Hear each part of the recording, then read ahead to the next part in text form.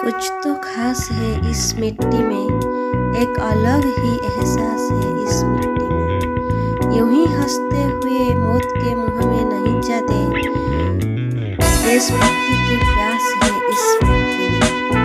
वरेण्य सभापति महोदय, सम्माननीय प्रधानाचार्य, मोर पूज्य गुरुजी और गुरुमावृंद, उपस्थित सज्जन मंडली, आपण माने मोर भक्तिपूत प्रणामार्घ्य ग्रहण करिवे। एठारे मो साथे उपस्थित मोर छोट बड़ समस्त भाई और भौणी को आजिर एही पवित्र स्वाधीनता दिवस उपलक्षे मु अनेक शुभेच्छा और अभिनंदन जनाऊँगी। मोर वक्तव्य आरंभ करने पूर्व सर्वप्रथमे मोर एही सुजला सुफला शस्य श्यामल भारत मातार श्री चरण रे मोर भक्तिपूत प्रणामार्घ्य अर्पण करुछि। तापरे शत नमन जनाऊँगी सही महान वीरंकु जिए कि निज जीवन को उत्सर्ग करी स्वाधीन भारतर स्वप्न को सत करि पारिथिले। पुणी कोटि नमन जनाऊँगी भारतर विजय गाथा गाई गाई समीरर ताले ताले फर फर होई उडुथुबा आमर एही जातीय ध्वजा को। एथि सहित आजिर एही स्वर्णिम अवसर रे मोते किछि कहिबार सुजोग मिलिथिबारु मु आपण मानक निकटरे मोर कृतज्ञता ज्ञापन करुछि। तत्सहित मोर कथन रे कोनोसी त्रुटि विच्युति हेले उदार हृदय रे क्षमा देबे बोली मु आशा बहन करुअछि। हे मोर प्रिय भाई और भौणी माने, मु आज एठी स्मरण कराई देबाकू चाहे जे 1947 मसीहा अगस्ट 15 तारिख दिन आमे जो स्वाधीनता प्राप्त कले ताहा मासे नुहे कि 2 मास नुहे, वर्षे नुहे कि 2 वर्ष नुहे, बरं 200 वर्ष धरी हजार हजार लोकंकर आत्म बलिदानर फल। सही परम योद्धा मानकर अबारित देशप्रेम और निस्वार्थपर तथा अकुंठित उद्यम फल ए देश मुक्ति लाभ कला इंग्रेज शासनर पंझारू। आमे चाखिथिले स्वाधीनतार स्वाद, मिलिथिला छाती रे हाथ बाड़ाई बाहस्फोट मारी कहिबार सुजोग आमे स्वाधीन देशर संतान, हाँ हाँ आमे स्वाधीन देशर नागरिक आउ मुक्त आकाशर विहंग। सम्माननीय सज्जन मंडली, मु एबे आलोकपात करने चाहिए आम देश दुर्दश इंग्रेज शासन कबलरू किपरि मुक्ति पाइबाकू करिथिला कठिन संघर्ष।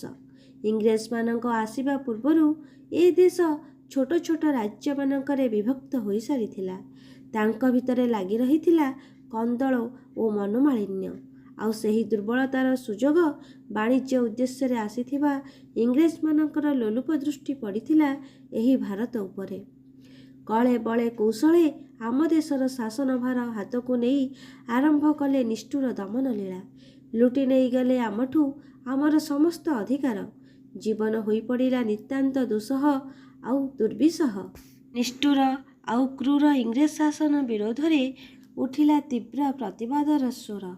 1857 मसीहारे स्वाधीनता आंदोलनर बीज बपन हेला परे दिनकू दिन संग्राम तीव्र हेबारे लागिला। देशर कोण अनुकोणरू छुटी आसिला स्वाधीनता संग्रामी मानकर प्रतिवादर सुओ।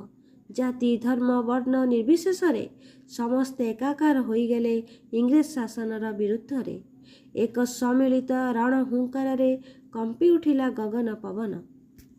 भगत सिंह, मंगल पांडे, लक्ष्मण नायक, रामप्रसाद बिस्मिल, खुदीराम बोस आदि अनेक संग्रामी हसी हसी देश पाई फांसी खुंटरे चढ़िले।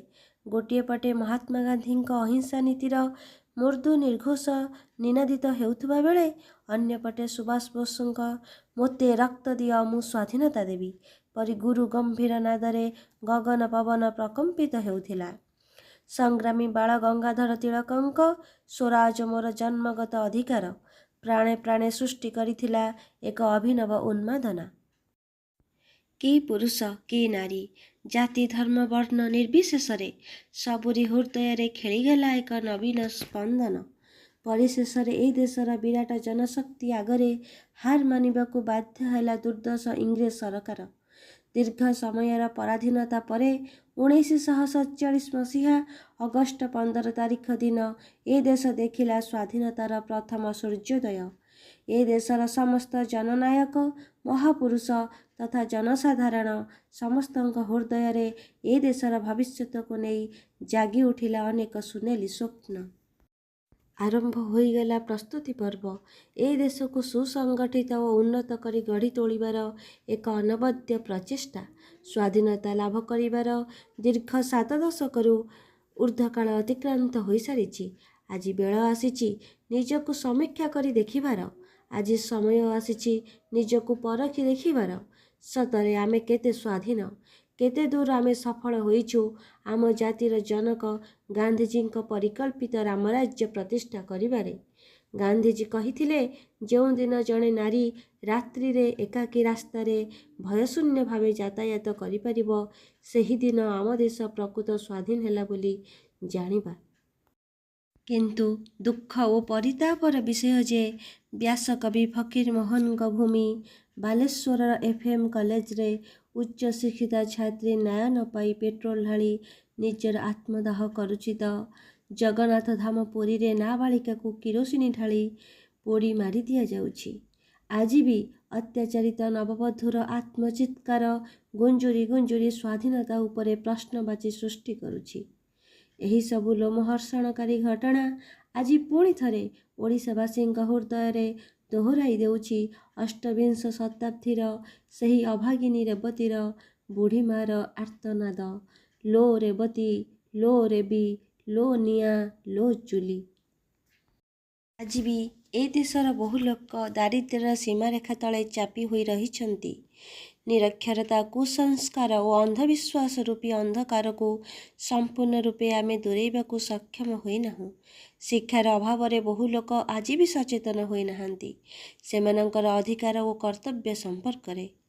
ଆଜି ବି ବହୁ ଲୋକ ଏକ ଉନ୍ନତ ସ୍ୱାସ୍ଥ୍ୟ ଓ ପରିମଳ ସେବାଠାରୁ ବହୁ ଦୂରରେ। ଆଜି ସମୟ ଆସିଛି ଏସବୁକୁ ସମୀକ୍ଷା କରି ଦେଖିବାର। ଆଜି ବି ସମୟ ଅଛି ନିଜକୁ ସୁଧାରିବାର, ନିଜ ଚିନ୍ତାଧାରାକୁ ପରିବର୍ତ୍ତନ କରିବାର। ଲୋଡ଼ା ଅଛି ବ୍ୟକ୍ତିଗତ ସ୍ୱାର୍ଥକୁ ଜଳାଞ୍ଜଳି ଦେଇ ସମୂହ ସ୍ୱାର୍ଥର ଅଶ୍ୱମେଧ ଯଜ୍ଞରେ ଝାସ ଦେବାର। ଶିକ୍ଷିତ ତଥା ଯୁବ ସମାଜର ସକ୍ରିୟ ଅଂଶଗ୍ରହଣ ବିନା ଏ ଦେଶର ପ୍ରଗତି ଅସମ୍ଭବ। ଶାନ୍ତି, ମୈତ୍ରୀ, ପ୍ରେମ ଓ ସଦ୍ଭାବନାର ମହାମନ୍ତ୍ରରେ ଦୀକ୍ଷିତ ହୋଇ ଦେଶର ସର୍ବାଙ୍ଗୀନ ବିକାଶ ନିମନ୍ତେ ନିଜକୁ ଉତ୍ସର୍ଗ କରି ମହାତ୍ମା ଗାନ୍ଧୀଙ୍କ ସ୍ୱପ୍ନର ରାମରାଜ୍ୟ ଗଢ଼ିବା ଦିଗରେ ଅଗ୍ରସର ହେବା। ଏତିକି ଆଶା ହୃଦୟରେ ଧାରଣ କରି ମୁଁ ମୋର ବକ୍ତବ୍ୟକୁ ଏଇଠି ବିରାମ ଦେଉଛି। ଜୟ ହିନ୍ଦ, ଜୟ ଭାରତ।